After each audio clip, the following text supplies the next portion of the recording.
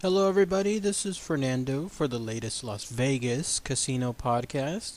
I had so much fun the other day reviewing the Excalibur Casino Hotel. I thought I would do one more today. This one being the second casino that I visit most frequent, which is its sister casino right next to the Excalibur. It's the Luxor Casino Hotel. It is by far the most distinguishable casino within all of Las Vegas because obviously it's the only one shaped like a real life pyramid.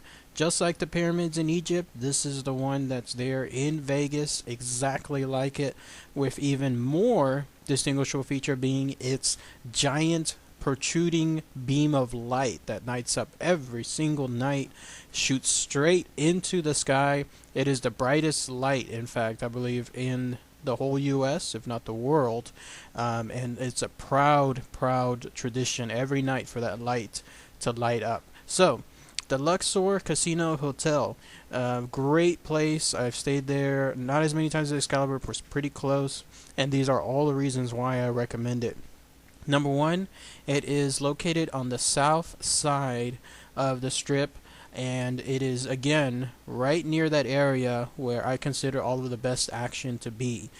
Because it's so close to the Excalibur, it is in essence close to everything else. It's close to the Tropicana, it's close to the New York Casino, it's close to the MGM Grand, and then on the other side of it is the Mandalay Bay.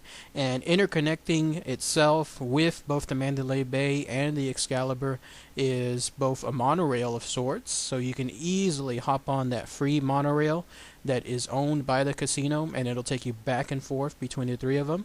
And then also there's a very long hallway.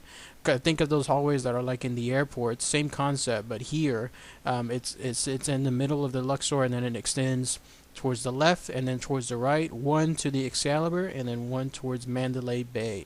So very convenient. Second reason I recommend it is it has one of the cheaper prices when it comes to its hotel rooms. That's also why I frequently stay there, because its prices are not that much higher than what the Excalibur is. For example, if the Excalibur's prices, let's say, get as low as in the mid-20s or so, the Luxor is pretty close. It's probably in the high 20s, like $29, $30 and change will get you a decent room there in the Luxor. And you have the advantage either of wanting to stay in a tower room, which are located next to the Luxor, or stay within the actual pyramid itself. I've stayed both. I've stayed in the tower and I've stayed in the pyramid, and of the two, I actually like the pyramid more because it's much closer to the casino. The towers are adjacent to the casino, so anytime you want to give a rest between, let's say, playing slots,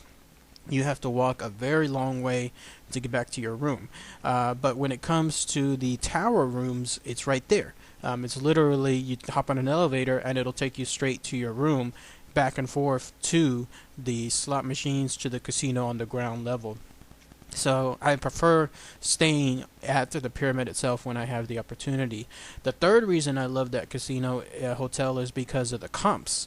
Not quite as good as the Excalibur, but still pretty close. For example, I usually get comps first offered from the Excalibur, and then give it about a couple weeks later, and I get comp offers in the mail from the Luxor. It seems like they seem to follow one another, but the Excalibur usually starts first. And the reason for this is because they're actually owned by the same organization, by MGM Grand. So they're sister companies, but they work under the same umbrella company at the same time. And the comps are pretty good. Free rooms, free play, free buffets, free shows. Stuff like that can easily build up within the Luxor, and all you have to do is spend a little bit of money, maybe a couple hundred here or there. If you make some money off of it, great. If you don't, then that's what you spent. But either way, you'll start getting those comps. Just be sure, again, please sign up for that M Life Rewards program. None of it will matter if you do not sign up for it. So highly recommended to do so. The other reason I recommend the Luxor is because it is a pretty cool place to visit, not just for the actual casino, like the actual slot machines themselves. That's actually one of the downsides, I guess you could say, of the Luxor. They don't have as much of a selection on the slot machines as, let's say, the Excalibur does, or some of the other places that I've been to. Because the Luxor pyramid is only of a certain size, the slot machines are only located within that size, within the bottom base, the floor level, if you will. So they're kind of limited when it comes to the number of machines.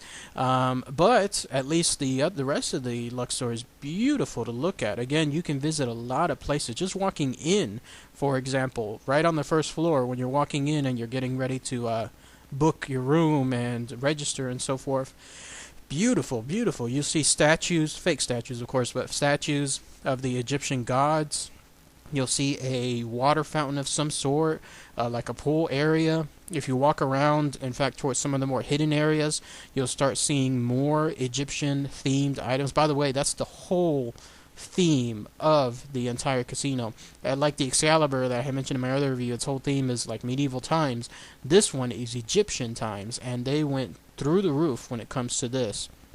Everything is Egyptian themed. The rooms inside are Egyptian themed. Again, walking in and around the hidden areas, you'll find paintings, you'll find murals, you'll find carvings, you'll find statues.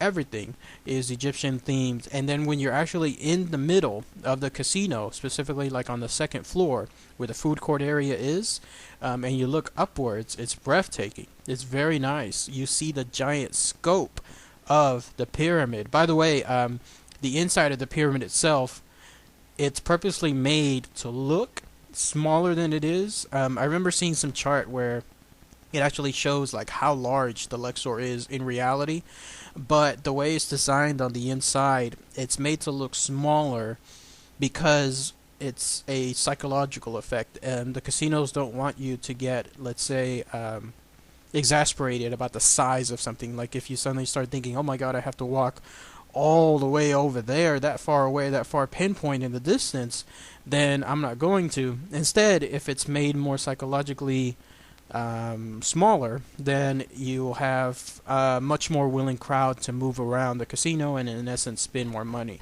But when you look up and you're on that second floor, it is breathtaking. By the way, there on the second floor, that's the food court that I just mentioned. They have a bunch of restaurants there that are more fine dining, I guess you could call it. But the food court, the fast food court, is the one that I frequently visit the most. But they've got everything there. If you're looking for more fine dining, like they have a Mexican restaurant, there's a steakhouse place there. There's an all-American bar as well. There's one more, can't really come to mind, but it's another fine dining area. I can't remember its name just off the moment. But lots of places. And also at the Luxor, they have a good number of shows to visit. Of course, Carrot Top is my favorite. It's the one that I've seen. I've seen it now about 4 times, if I'm not mistaken. I try to see him at least once a year or so because he does rotate a lot of jokes. Another place that I've seen are the Jabberwockies, which is much more recent. Another thing that I've seen there, the Chris Angel show as well. Some other shows that are there apparently are Fantasy, which is more of like a adult burlesque type show, and I believe there's one more, some kind of musical, women's musical of sort, but the name escapes me at the moment. But lots of shows to see, all located under that one place, really on the second floor within the Luxor, and so you'll have a very good selection to pick from. Now here's some of the cons of the Luxor Casino, and the reason why it's not really my favorite place to stay. Number one, the biggest thing is they have Wi-Fi there in the casino on the bottom floor, but that's it. If you go to any other rooms, there's no Wi-Fi. There's no internet. Essentially, unless you have your own hotspot to work with. That was a huge bummer when I first stayed there because it's so antiquated these days to not have internet. Oh, by the way, they do have internet, but it's wired internet, the Ethernet internet, the one that uses the wire from a wall. It's like, who has that? You would literally have to have a laptop to work with that, and hardly anybody utilizes those cumbersome things anymore. So if you do have one, perfect, it's good to go, you're ready to use on the internet side. Still limited though, because again, you can't carry your laptop around unless you have like a 30-foot Ethernet cable with you, so you'd be limited to like a corner of the room. But otherwise, no Wi-Fi. You have to generate your own hotspot or use your own 3G network, if you will. Another con with the casino is, I don't know why, but it seems to have more stricter, not looser slot machines there. I try to play it there, and I always seem to find that my money goes quicker. I don't know why. It's not the worst one. The Mandalay Bay is the absolute worst when it comes to their slot machines, but the Luxor is not too good either. I don't know why. Again, it's a place where it seems like other people seem to make money, but it doesn't really have something for me.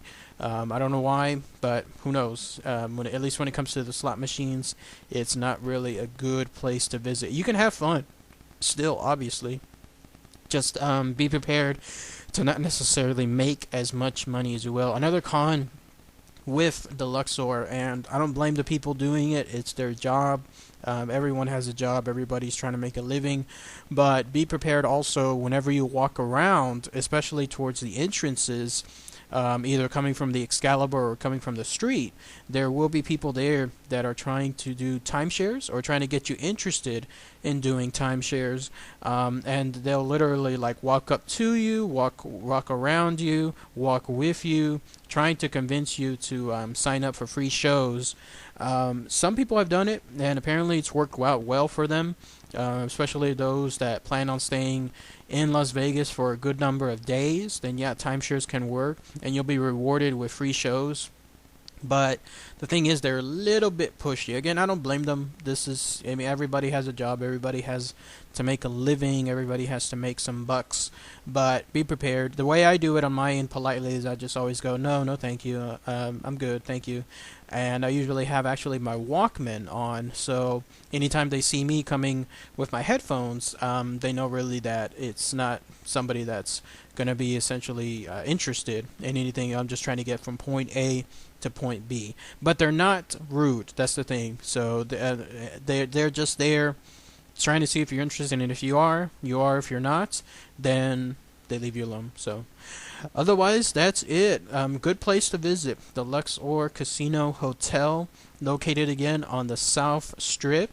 Good place to play. Good place to visit. Good place to stay. Not really a good place to make some money, but overall still pretty decent location. I would rank it number 2 in my favorite locations to be at, the first one being the Excalibur. So alright everybody, thanks again as always. Take care.